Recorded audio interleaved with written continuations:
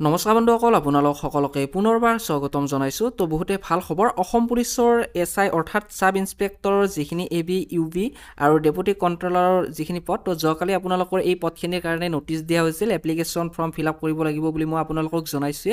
যোৱাকালি এটা ভিডিঅ'ত আৰু আজি এই ভিডিঅ'টোত আপোনালোকক জনাম যে আপোনালোকে কিদৰে সেই এপ্লিকেশন ফৰ্মখন ফিল আপ কৰিব নিজৰ মোবাইলতে লগতে এক্সাম চেণ্টাৰ কেনেকৈ সিলেক্ট কৰিব সকলোখিনি আপোনালোকক এই ভিডিঅ'টোত ষ্টেপ বাই ষ্টেপ জনাই দিম তো আপোনালোকে ভিডিঅ'টো শেষলৈকে চাই থাকিব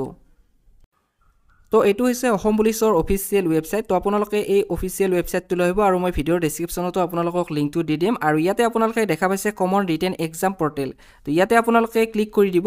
তো ক্লিক কৰি দিয়াৰ লগে লগে আপোনালোকৰ তাত এখন নতুন পেজ খোল খাব আৰু ইয়াতে আপোনাৰ যেটো এপ্লিকেশন নম্বৰ লগতে ক্যান্ডিডেট নেম মানে নিজৰ নেমটো ইয়াতে বহুৱাই দিব আৰু ইয়াতে ডেট অফ বাৰ্থটো বহুৱাই ইয়াতে যেটো ক্যাপচা কোড দেখা পাইছে হেতু আপোনালোকে ইয়াতে বহুৱাই ৰেজিষ্টাৰ অপচনত ক্লিক কৰি দিব ক্লিক কৰাৰ পাছত আপোনালোকৰ তাত এই পেজখন খুল খাব আৰু ইয়াতে আপোনাৰ নাম application number date of birth সকলোখিনি শো কৰিব আৰু ইয়াতে ফটো সিগনেচাৰখিনি থাকিব আৰু ইয়াতে আপোনালোকে দেখা পাইছে এপ্লিকেশন ফৰ্ম তো এই এপ্লিকেশন ফৰ্মত আপোনালোকে ক্লিক কৰি দিব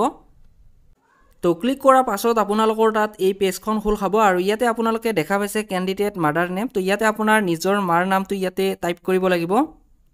তাৰ পিছত ইয়াতে আপোনালোকে দেখা পাইছে ডিস্ট্ৰিক্ট চেণ্টাৰ অফ এক্সামিনেশন তো ইয়াতে আপোনালোকে এক্সাম চেণ্টাৰটো ইয়াতে সিলেক্ট কৰিব লাগিব তো সিলেক্ট অপচনটো ক্লিক কৰি দিব তো ইয়াতে আপোনাৰ যেটো চেণ্টাৰত এক্সামটো দিম বুলি ভাবিছে হেতু এক্সাম চেণ্টাৰ আপোনালোকে সিলেক্ট কৰি ল'ব তাৰ পিছত আপোনালোকে ইয়াতে দেখা পাইছে প্ৰিফাৰেন্স তো ইয়াতে সিলেক্ট অপচনটোত আপোনালোকে ক্লিক কৰি দিব দি আপোনালোকে ইয়াতে এবি ইউবি ইয়াতে ক্লিক কৰি দিব দিয়াৰ পিছত আপোনালোকে ইয়াতে এডুকেশন কোৱালিফিকেশনৰ কিছুমান ডিটেইলছ দিব লাগিব তো ইয়াতে প্ৰথমতে আপোনালোকে এইচএসএলসি অৰ্থাৎ ক্লাস 10 ৰ যিখিনি ডিটেইলছ সেইখিনি দিব লাগিব তো ইয়াতে সিলেক্ট অপচনত ক্লিক কৰি আপুনি বৰ্ডখন সিলেক্ট কৰিব লাগিব আপুনি কোনখন বৰ্ডৰ পৰা পাছ কৰিছে তাৰ পিছত ইয়াতে ৰোল নম্বৰটো দি দিব ক্লাস 10 ৰ তাৰ পিছত মাৰ্ক অফ 10 তো ইয়াতে আপোনালোকে কিমান নম্বৰ লাভ কৰিছিল হেতু ইয়াতে দি দিব ক্লাস 10 ত আৰু কিমান মাৰ্কৰ এক্সাম আছিল নিশ্চয় 600 মাৰ্কৰ এক্সাম আছিল মেট্ৰিক তাৰ পিছত আপোনালোকে পাৰ্সেন্টেজটো ইয়াতে দি দিব কিমান পাৰ্সেন্ট পাইছিল তাৰ পিছত পাছিং ইয়াৰটো ইয়াতে দি দিব দি আপোনালোকে ঠিক তেনেকৈ ইয়াতে হায়াৰ সেকেন্ডাৰী তো ইয়াতে আপোনালোকে স্ট্ৰীমটো সিলেক্ট কৰিব লাগিব আৰ্টস সায়েন্স কমাৰ্চ তো আপোনালোকে যেটো স্ট্ৰীমৰ পৰা পাছ কৰিছে হেতু তাৰ পিছত আপোনালোকে ইয়াতে বৰ্ড ইউনিভাৰ্সিটি আপোনালোকে ইয়াতে সিলেক্ট কৰিব লাগিব